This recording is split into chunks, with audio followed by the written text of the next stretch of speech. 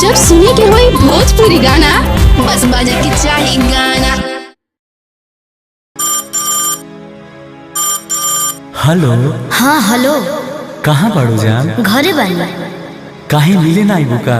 ना हो, भैया लोग मना कर दिले बा होली में बहरी नहीं निकले के, ना तो अइबे करते।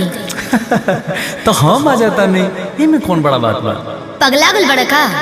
अरे तू 5 मिनट वेट कर ना। हाँ तो आवा तो थुराइयो जाइबो। हमारा के? हाँ हो। कौन थुरी हो? कौना के दिन पातर हो गई बा? अरे डीजे घुमाओ सुनता तनी। चला चला भैया चला चला।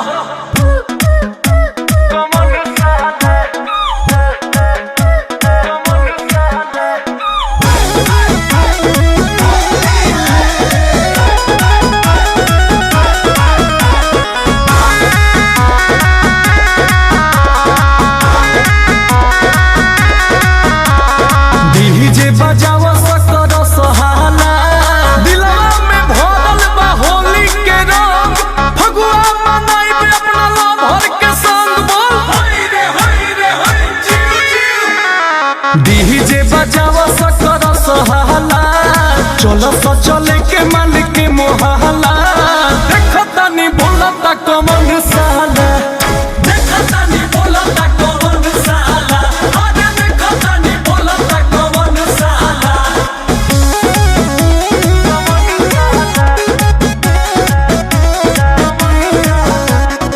Music by Arya Sharma.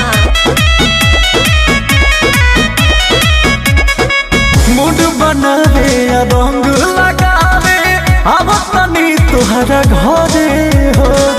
अबे हिसाब तोहर करे हो, अबे हिसाब तोहर करे हो। हाँ तो चेक मिल जाई। साल के पहरब हो हमरा के माना, काहे तू लगलू करे हो।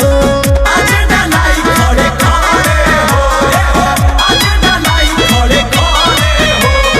खोल दसरम वाला सब तहला, जानू हो हमरा ना बा कोनो डर। अब तनी होली में लूटे लहर, बोला हई रे खोल दसरम वाला सब तहला, रंगा बाबा तोहरे पसंद रहला। देखो तनी बोलता कमन साला, देखो तनी बोलता कमन साला।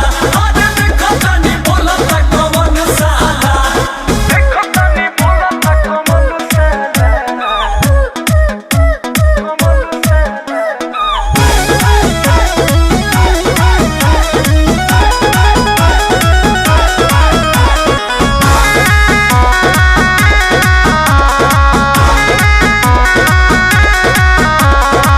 बिना मिलनवा फगुनवा में बोला, कैसे ही दिलवा मानी हो। फीलिंग के लाना पहचानी हो, फीलिंग के लाना पहचानी हो। अंकुश गर्दा से होली खेले में जनी करो या न कहानी हो। आजा बहरिए राजा के रानी हो, आजा बहरिए राजा के रानी हो।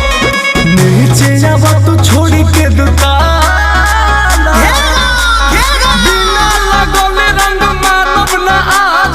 थोड़ जनी कर मोर बनल मिजाज। बोल नीचे आवा तू छोड़ के दुकाना, अब बर्दाश्त न कोइल जाला।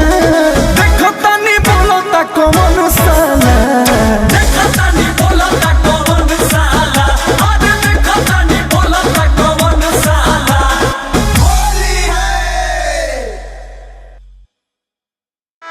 डीजे बजावा सकर सहाला, चलो तो चले के मालिक